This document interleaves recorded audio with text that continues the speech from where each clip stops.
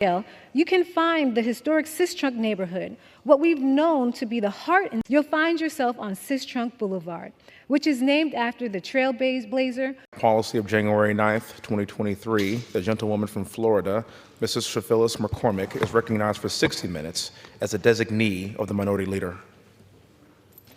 Mr. Speaker, I ask unanimous consent that all members have 5 legislative days to revise and extend their remarks and include any extraneous material on the subject of the special order hour. It is with great honor that I rise today. Yeah, without objection. It is a great honor that I rise today to co-anchor the CBC Special Order Hour along with my distinguished colleague, Representative Jonathan Jackson. For the next 60 minutes, members of the CBC have an opportunity to speak directly to the evolution of Black excellence throughout history, an issue of great importance to the Congressional Black Caucus, Congress, and the constituents we represent in all of America. As we celebrate the evolution of Black excellence, I rise today to pay homage to the significant events and trailblazers who played a central role in shaping South Florida's history. In Fort Lauderdale, you can find the historic Sistrunk neighborhood, what we've known to be the heart and soul of the city. Since the very beginning, this vibrant and beloved neighborhood has been the epicenter of Broward County's Black culture and heritage. Sistrunk's early days can be traced back to the first individuals from Georgia, South Carolina, and the Bahamas who migrated to the region. Some of the neighborhood's earliest inhabitants were railroad workers who resided in shanties prior to the beginning of the 20th century. After the railroad tracks were finalized, some workers found other employment and became Fort Lauderdale residents, once the city was officially incorporated in 1911. If you take a trip down the neighborhood, you'll find yourself on Sistrunk Boulevard, which is named after the trailblazer who changed the trajectory of our region for the better. First born in 1891, Dr. James Franklin Sistrunk is a pioneer whom our community owes a debt of gratitude. He graduated from Meharry Medical College in Nashville, Tennessee. Dr. Sistrunk later served his nation in World War I. Before relocating to Dunham to practice medicine, he later moved to Fort Lauderdale. Despite being a qualified surgeon, the color of his skin prevented him from working in white hospitals. In 1938, he joined Dr. Von D. Mizell to establish Fort Lauderdale's first medical facility to treat Black patients, Providence Hospital. It opened after a farm truck carrying dozens of Black workers overturned near a whites-only hospital. The workers were told that they could only receive treatment outside. Once again, let me repeat that.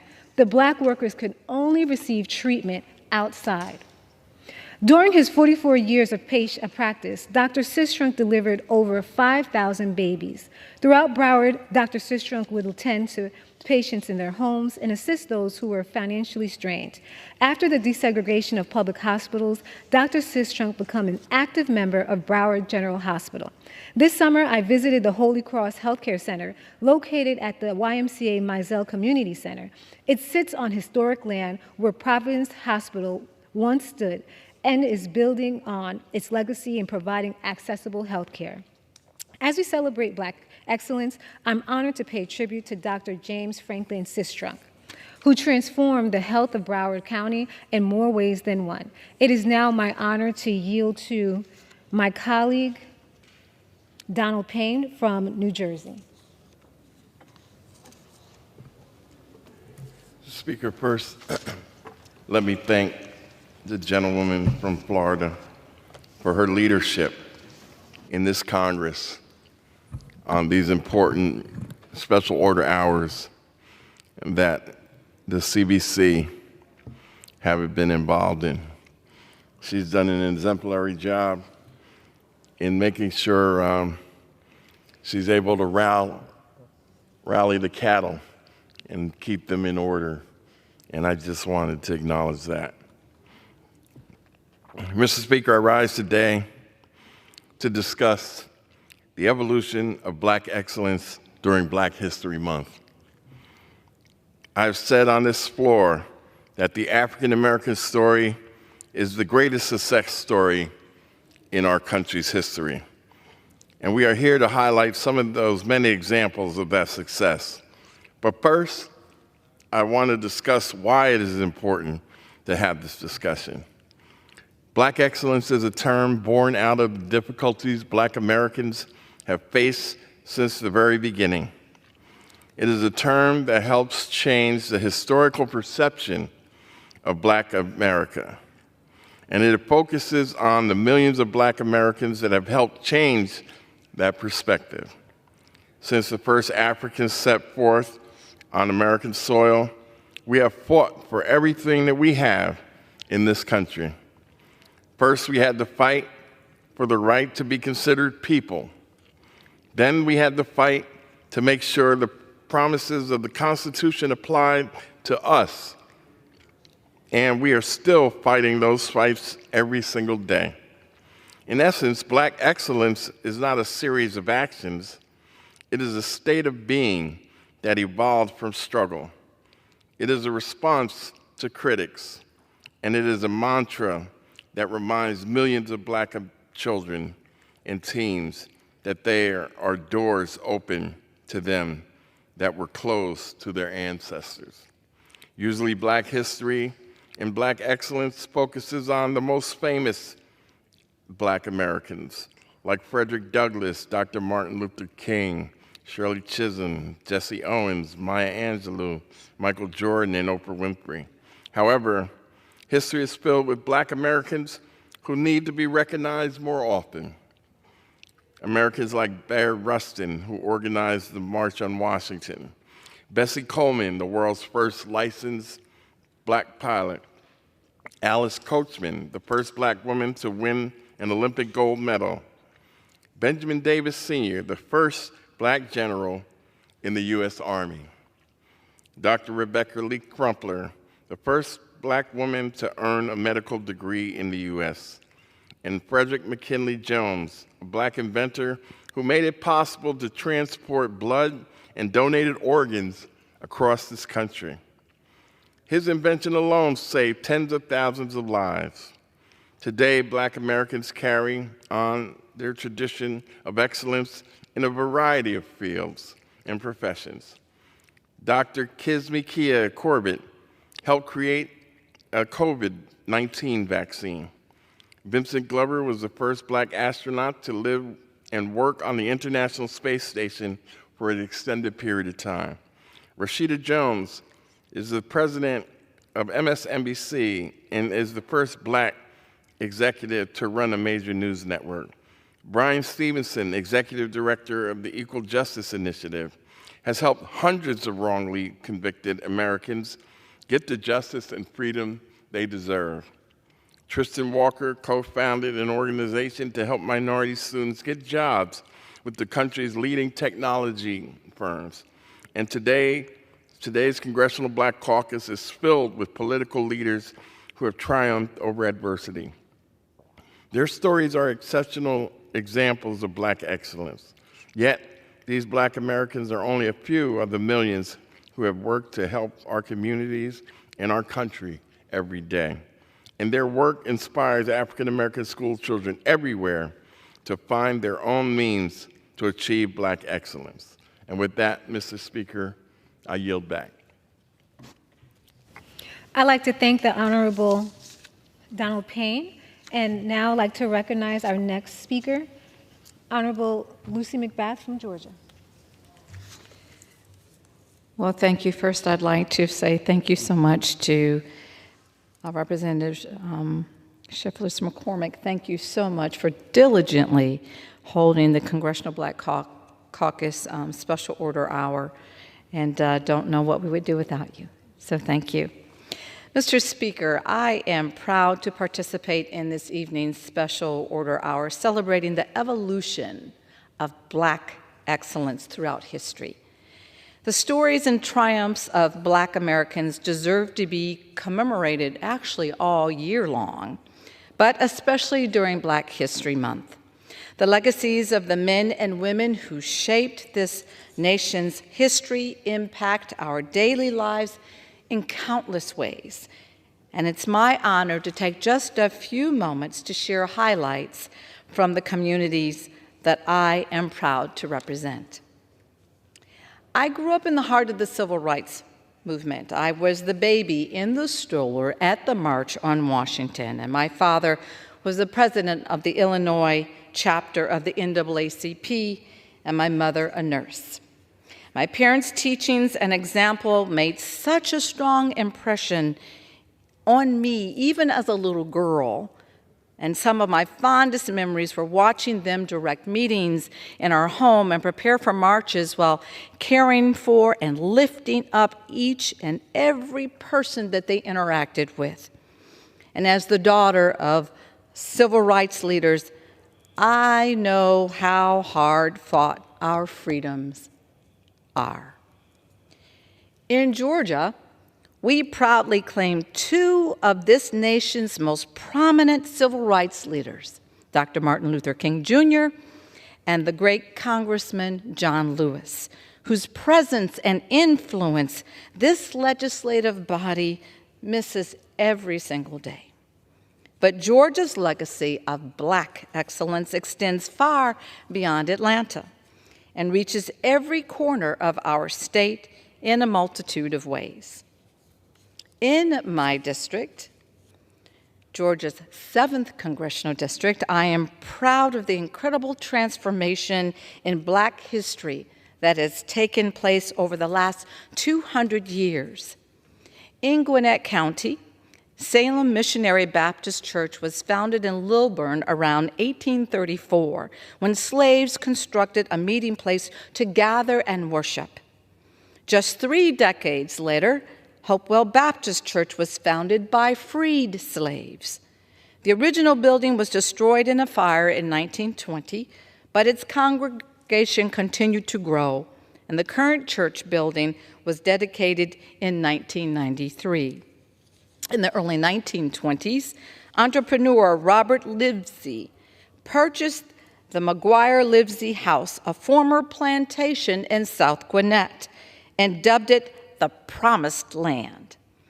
As the decades passed, this property became a thriving farm and Black business hub in the region, bringing a sense of independence and empowerment for the local Black community. In Lawrenceville, the Hooper Renwick School was the only Black public high school in Gwinnett County until the end of school segregation. The Hooper Renwick School merged with the Gwinnett County school system in the 1960s, and plans are currently underway to transition this building into a library and Black History Museum. And in Johns Creek, the Macedonia Cemetery is a historical site of deep local significance, the resting place of dozens of enslaved individuals and their descendants. Black Americans continue to excel and reach new heights through the leadership of notable figures in our community, whether it be in education, medicine, government, science, technology, sports, or fine arts. Other history makers in my district, such as Beauty Baldwin, was one of the first Black teachers at Central Gwinnett High School. She later served as the state's first Black female school superintendent, and Baldwin Elementary and the Gwinnett voter registrations and elections buildings are named in her honor. Everton Blair made history by becoming the youngest person and the first Black and LGBTQ+ person ever elected to the Gwinnett School Board. He graduated from Shiloh High School and Harvard University and was a policy fellow in the Obama administration.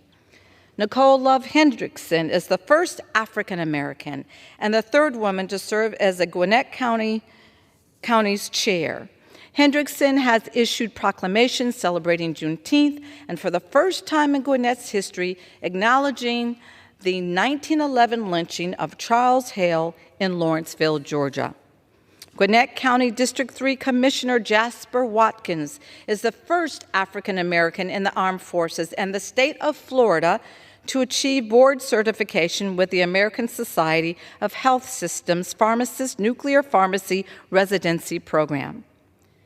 This region's athletes and entertainers include Alvin Kamara, a Norcross native and running back for the New Orleans Saints, George Rogers, a Duluth native and Heisman Trophy winner, and Ezra Charles, a Lawrenceville native who is widely regarded as the greatest light heavyweight boxer of all time. Migos, an American hip-hop trio composed of rappers Quavo, Offset, and Takeoff, were founded out of Lawrenceville in 2008. And I have been privileged to work with Quavo in my work to end gun violence following the tragic death of Takeoff in 2023. Mr. Speaker, I hope it's clear just how rich and diverse the history of Black Americans in my district truly is.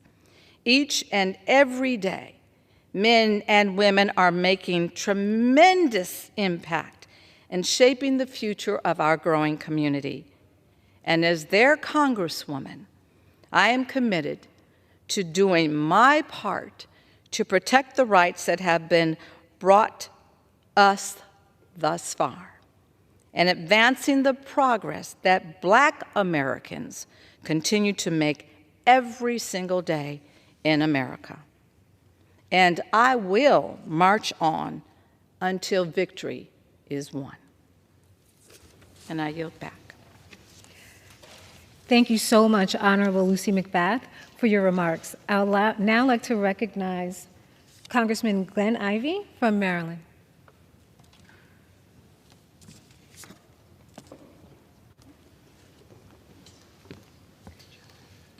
I thank the representative for yielding and allowing me to participate in celebrating Black History Month.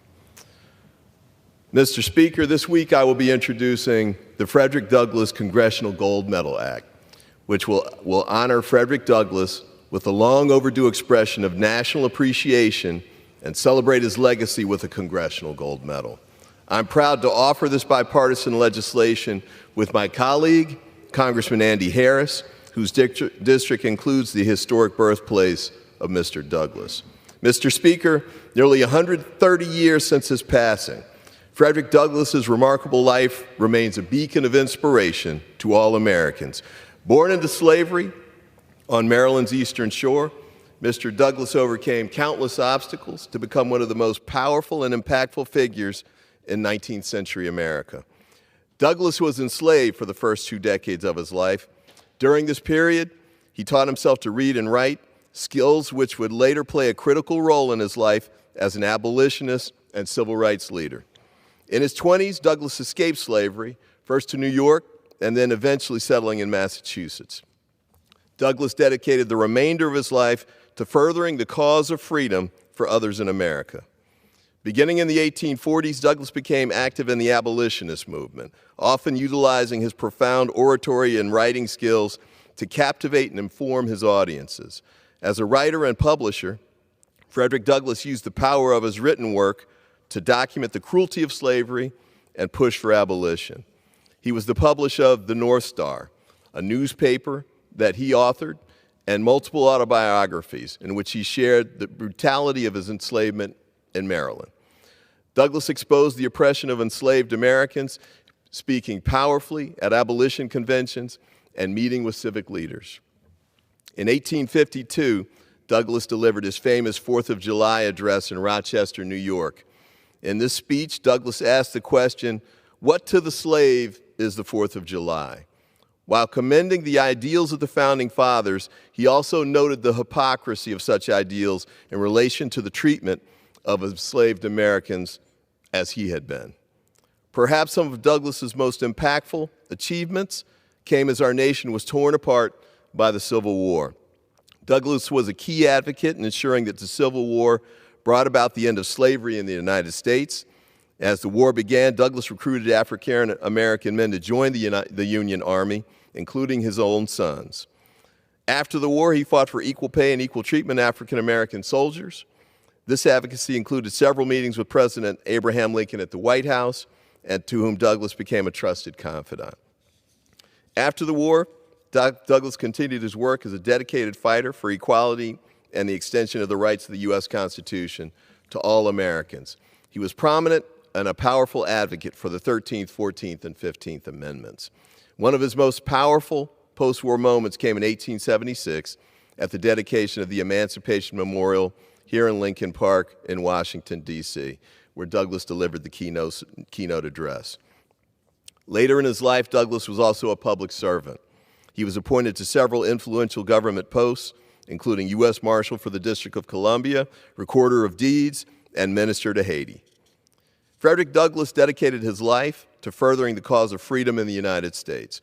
Few Americans have shaped our nation so profoundly and permanently as Frederick Douglass. To this very day, Douglass's message and principles remain a guiding light for our country as we continue to seek fulfillment of our nation's promise and potential for justice and equality. And yet, although the immeasurable impact of Frederick Douglass elevated him to the pantheon of some of the greatest Americans, he's never received a proper official commendation from Congress for his contribution to our nation. If awarded, this medal would be displayed at the National Museum of African American History and Culture right here in Washington, D.C., where Americans can view the medal and learn more about Douglass's legacy. It is long past time for Congress to bestow this honor upon an American whose indelible impact is still felt today and will continue to be felt for generations to come.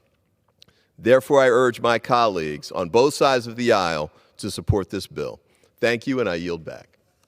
Thank you so much to my colleague, Glenn Ivey. I'd like to yield this time to myself now. As we celebrate Black history, I rise today to recognize the cornerstone of Black achievement in America, historically Black colleges and universities known as HBCUs. As a proud alumni of Howard University, proud wife of a Howard Law graduate, and proud mother of a Howard University student, I speak from personal experience when I say that HBCUs have the transformative power to shape the leaders of tomorrow. HBCUs have a long and illustrious history of deeply intertwining with the struggle of civil rights and the fight for equality. From their inception during the era of segregation to the present day, these institutions have remained safe havens for where Black scholars, in spite of their systemic barriers, can flourish intellectually, academically, and culturally. My own journey to Congress, firmly rooted in the halls of Howard University, is a statement to the power of an HBCU education. It was at Howard University that I received not only a world-class education, but also absorbed the values of community, service, and social justice. It was at Howard University that I witnessed how education can be a catalyst for change and help others realize the American dream. HBCUs have generated half of the Black lawyers, 40% of Black engineers, 80% of Black judges, and 70% of Black doctors nationwide. They graduated 27% of Black Americans with bachelor's degrees in STEM subjects, putting them at the forefront of innovation. These figures demonstrate the undeniable impact of HBCUs in nurturing talent, fostering academic excellence, and empowering Black students to realize their fullest potentials. However, HBCUs are significant for reasons far beyond academics. They are a focal point for the preservation of culture, where the rich legacy and history of the Black community are honored. HBCUs serve as a catalyst for economic empowerment, providing disenfranchised groups with upward mobility. As we reflect on the importance of HBCUs, let us not forget the ongoing challenges they face, despite their contributions. HBCUs grapple with inadequate funding and crumbling infrastructures. It is incumbent upon us all, as advocates for equality and stewards of education, to ensure that HBCUs receive the support they need to continue shaping future leaders. I am grateful that the Biden-Harris administration has invested over $7 billion in HBCUs, unlocking opportunities for millions of Americans. HBCUs represent the very best of Black excellence. We can all draw inspiration from unwavering resilience that underpins these institutions. Their steadfast commitment to equality and greatness inspire us all to tear down barriers and build a future where everyone may openly follow their ambition, regardless of their color of their skin. In closing, Mr. Speaker, you have heard from my distinguished colleagues about the evolution of Black excellence throughout history as issues of great importance to the Congressional Black Caucus, our constituents, Congress, and all Americans tonight. With that, Mr. Speaker, I yield back. Does the gentlewoman have a motion? I motion to adjourn the House at this time. The question is on motion to adjourn. Those in favor say aye. Those opposed say no. The ayes have it. The motion is adopted. Accordingly, the House stands adjourned until 10 a.m. tomorrow for morning hour debate. Early days can be traced back to the first individuals from Georgia, South Carolina. Mr. Speaker, I ask unanimous consent that all members have 5 legs. Despite being a qualified surgeon, the color of his skin who changed the trajectory of our region for the better. First born in 18 accent. For the next 60 minutes, members of the CBC have an opportunity to